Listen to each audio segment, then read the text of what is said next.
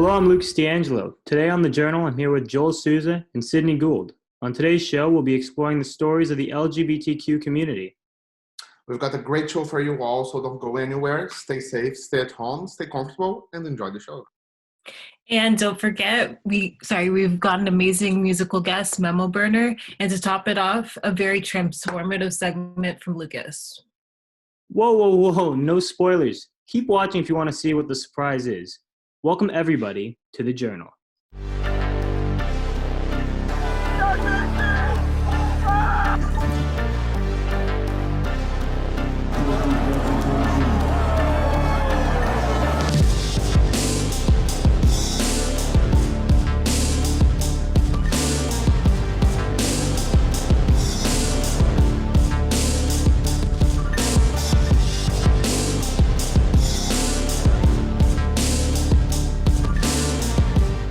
This is your journal live from quarantine, I guess. This show is produced by Centennial College broadcasting students. How are you guys doing if you're quarantine? Not too bad. Keeping it clean, practicing good hygiene. You know what else is good practice? Teaching young children about the LGBT diversity. Yeah, for sure. So let's get into our first doc from Jade Adams, who went to Humber College to interview Ryan Campbell about why it's important to teach children about LGBTQ diversity.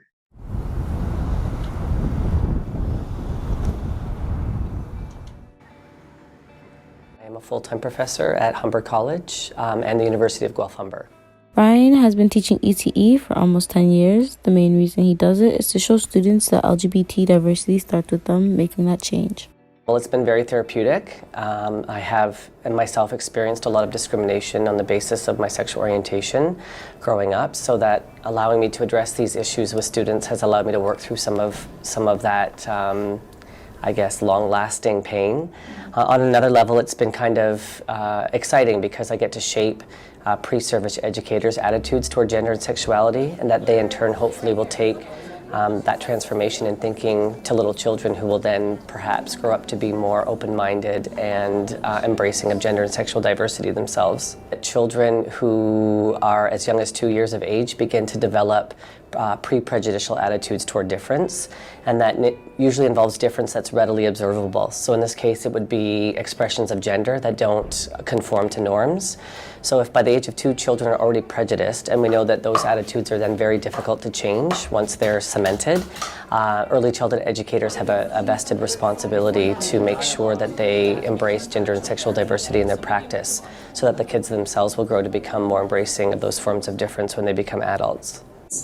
Like talk about bullying, not make it like just about like homophobic stuff. One of the biggest, most important strategies is to model the behavior you want to see. So you want to embrace the characteristics that you want students to embody in placement, being open-minded toward difference, being able to resolve conflict when differences in opinion arise, and by leading by example that students are able to then model the same qualities for children in their care.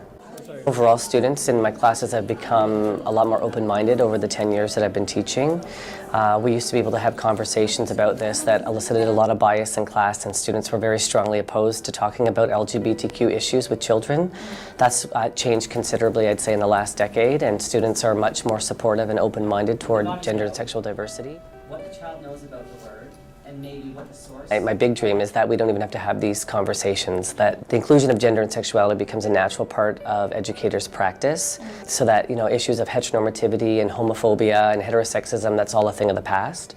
I know that's a long way coming, but maybe in the meantime that early childhood education programs across Ontario have courses like social justice in their program, so that we can begin to have these conversations with our pre-service teachers who can then bring these issues out into the field with more regularity. Makes a really good point there. The change starts with us. Having more of these social justice discussions is a positive step forward. Is it time now? It's time now for what, Sydney? What is this transformation you're going to be going through, Lucas? I'm so excited to see it. Like a caterpillar to a butterfly, I will transform myself, bring out my inner woman. Want to see my feminine side, Sydney? Yes. Well, you're going to have to wait a bit longer, because next up we've got my documentary on Patty Aldridge, who is the owner of the oldest cross-dressing store in Toronto. Hey, it's Lucas D'Angelo, and today I'm in the Church and Wellesley neighborhood to embark on a journey I've never been on before. It's hard to ignore the drag queen scene in this area, so I thought what better way to enjoy my experience than to get transformed myself. Today I'm joined by expert Patricia Aldridge, also known as Patty by her customers. She has been in the business since 1987, and she owns the oldest cross-dressing store in Toronto, so I'm more than excited to see myself as a woman.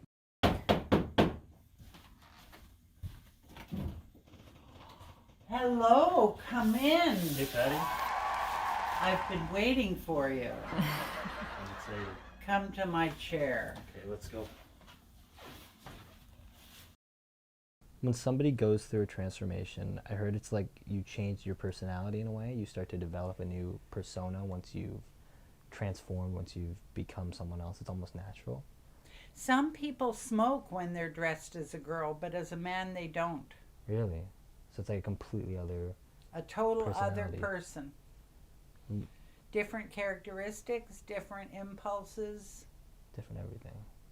Some people dress when they go to the psychiatrist. Really?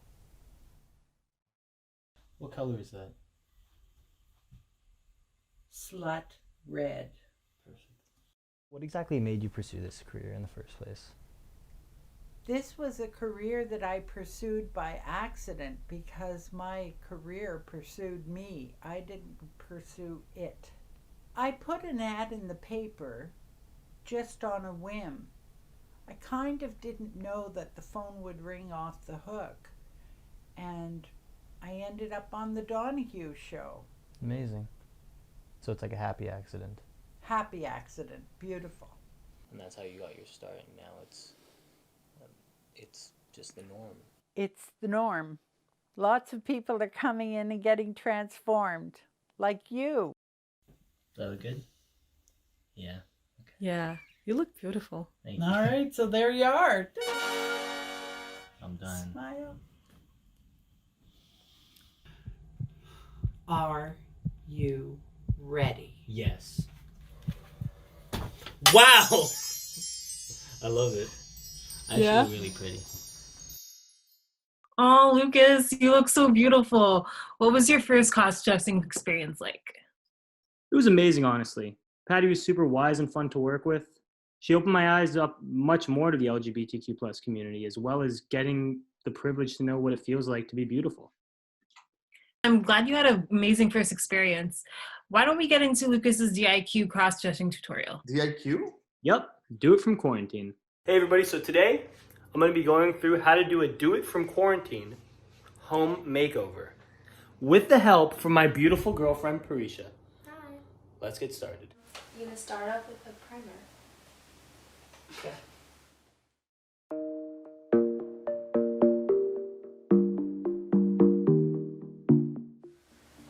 Okay, and then foundation. Foundation. Yes, I'm using ivory. Have you done this before? Sorry? Have you done this before? Of course. Yeah. It's a joke.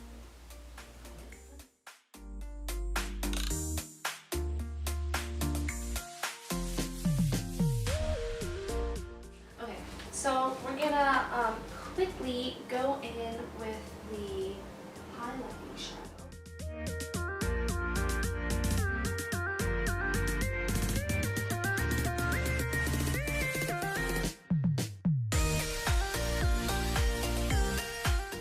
Now we're just gonna do the lips and then we're gonna highlight. That's it.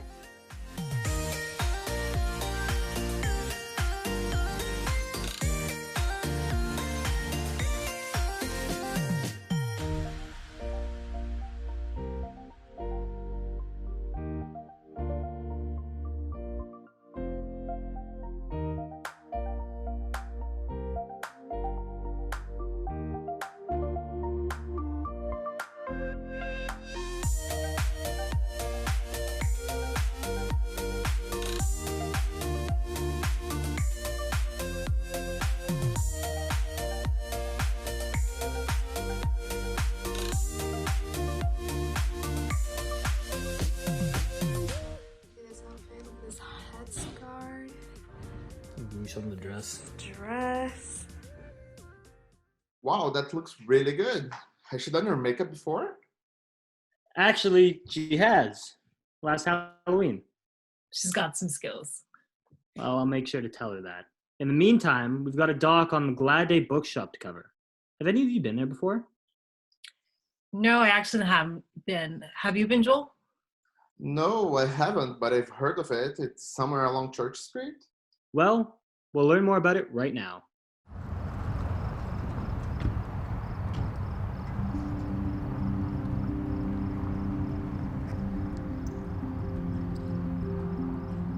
This year is 2020, and we are celebrating Glad Day's 50th anniversary. It's been in different manifestations. It was like a lot of the queer bars of, decades old. They were sort of behind closed doors, sort of by word only, and that was for safety. This space, we're on a major street, there's huge windows, people can look in and see exactly what we're doing. We're not hiding, we're actually trying to shove it in their faces. The types of events that we hold really foster community and relationship building. So we try to encourage people to get to know each other. We have a bit more of a private space in the back, and that allows for more like personal, private conversations. We don't ask questions, we don't charge for it. The fact that we don't charge most of the groups that we host here is very important. Hard under capitalism, but I think still, as long as we have the space, we should be using it to offer free opportunities for people to foster art and community.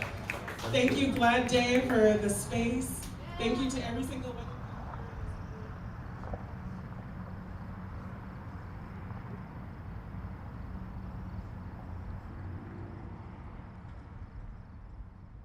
It's hard to exist as an independent bookshop in a city.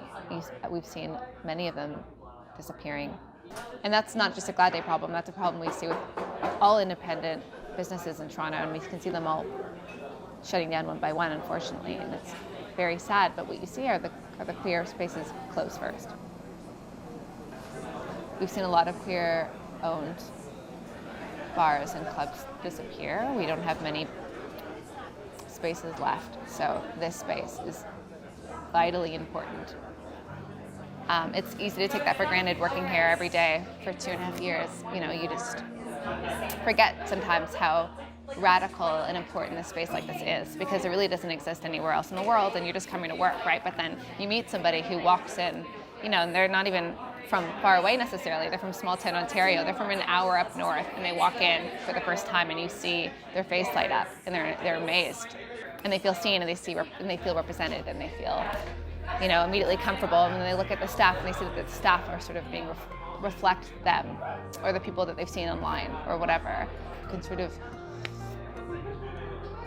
take a load off, pretend you didn't just come from a really shitty, homophobic work environment, and just be around your people for an hour. And that, I think, is worthwhile. Well, first off, congratulations to the Glad Day bookstore on their 50th anniversary. Yeah, I can't believe they've been running for that long, bringing so much awareness to queer culture. I think it's amazing that they still have that space open for many individuals. Yeah, for sure.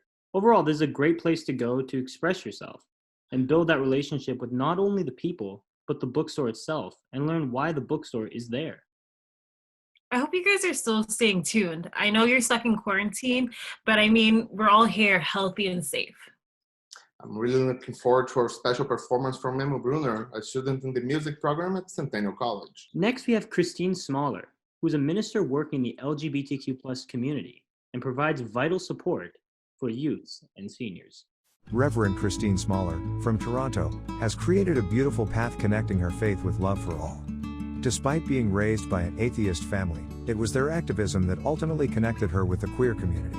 I grew up in a family that was very socially active. I don't ever remember a time when there weren't people from the community around.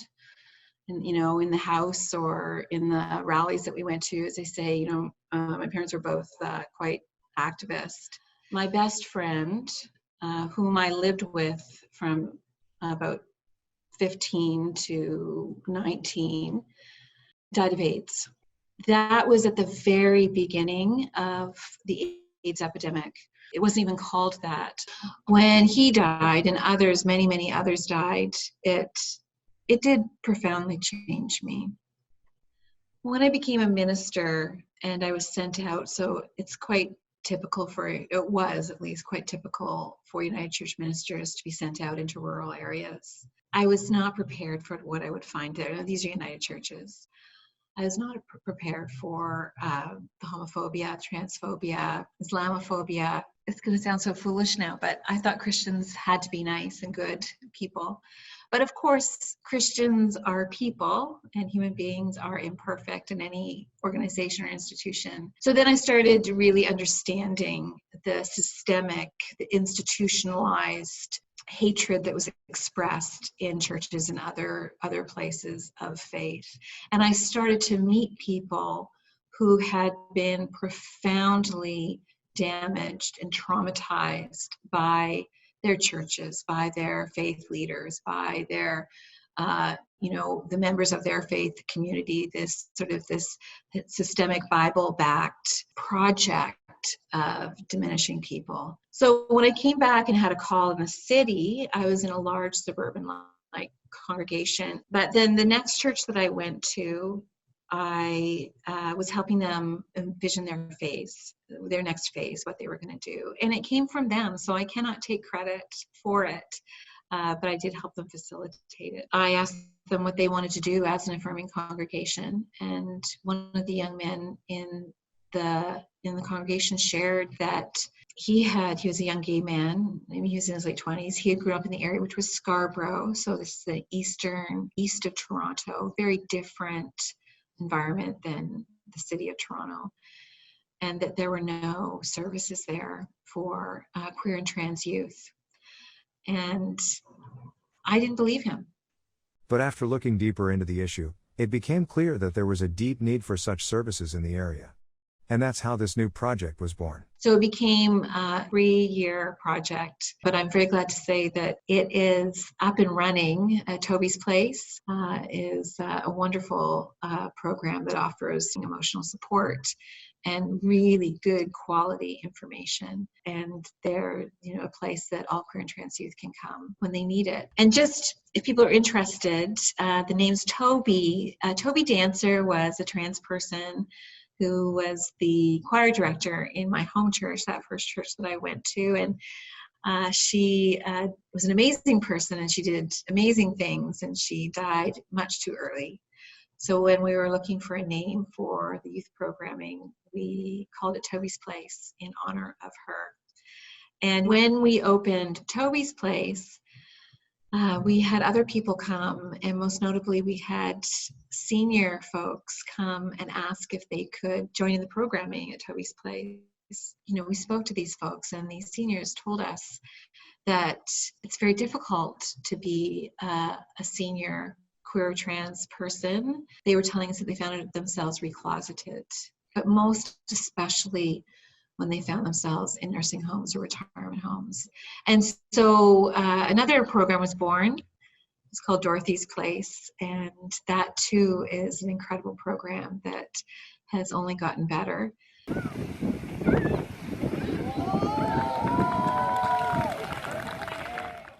As for her next steps, other than keep on officiating same-gender weddings, she's joining a new congregation that serves the community in a different way, including a program called the Transform Cafe that trains youth to be baristas. So I'm off to that to see how I can fit in there and support what they're doing, and just looking forward. We hope the show allows others to take a glimpse into the LGBTQ plus community. For sure, the change starts with us. COVID-19 has changed the world, but it hasn't taken away the resolve for many artists, especially those in the LGBTQ plus community. With that being said, a lot of performers, for example, Miss Moko, are adapting to the change and are actually doing live performances from home, kind of similar to our show. Yeah, this next doc we have Ms. Moso, who share her experience of going live. My name is Adam Moko. I'm a drag queen performer in Toronto named Miss Mosu.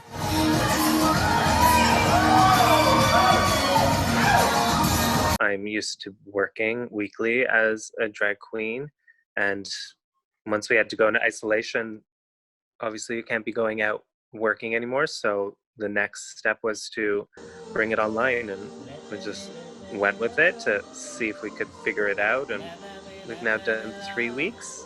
So it's kind of like week by week you figure new different exciting ways to keep it interesting. Used to performing alone, Adam found a new partnership with his husband, and they now perform online together as Miss Mosu and Anita Moment. The connection is different when you're doing a live. You know people are there, but you can't feed off of people's reactions like you can in person.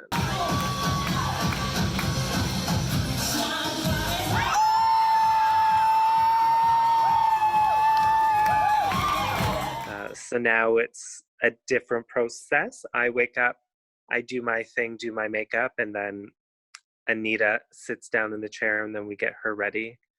So we have fun together.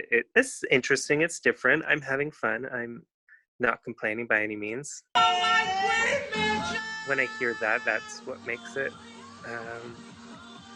so fun to do, knowing that maybe we are letting people just get away from reality for a second and just come on for an hour and a half, watch me and my husband Anita Moment just act crazy and just let people forget all their worries for just a little while. By my fans, girls. But also this is a nice little recharge, so you get to really sit and think about some new things I can do and have to take advantage of this time that we are given and just make the most of it. Once I'm back into society and performing in public, I feel like the online thing will definitely be removed quite quickly, but who knows, because most drag queens, especially the ones who are weekly performers, most of them have transitioned to this online platform, so I feel like it could be something that kind of sticks around after everyone's online.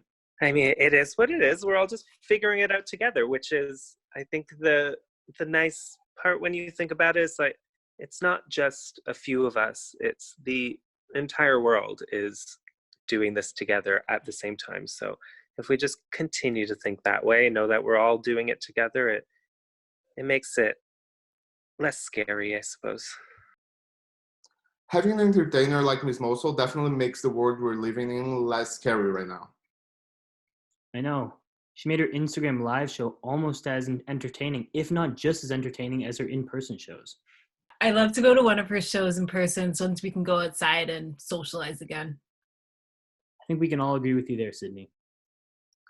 We've had a great show tonight, haven't we, everybody? Definitely. We learned so much in such a short period of time. We also learned a lot about how to assemble working shows from the comfort of your own home. Creating this show from home was very interesting, Sydney. It was something new for all of us, and the stories we learned about were gems. From the bottom of our hearts, the Centennial Broadcasting Program would like to thank all of the wonderful individuals that helped us along the way in creating this show. We also would like to thank Centennial College for giving us this opportunity, even when it seemed like the journal would not continue this year. To end off the show, we have a special performance from Memo Burner.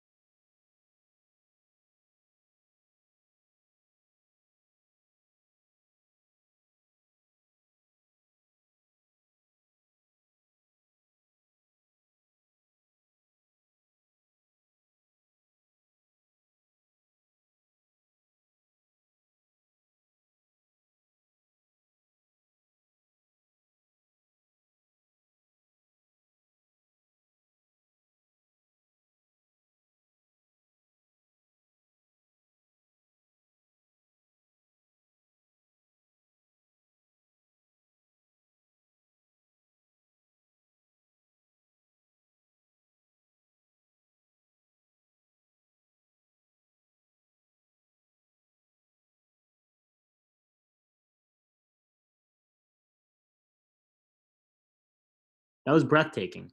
You can follow Memo on Instagram at Memo Bruner. Thanks for watching, everybody, and remember to stay home and stay safe.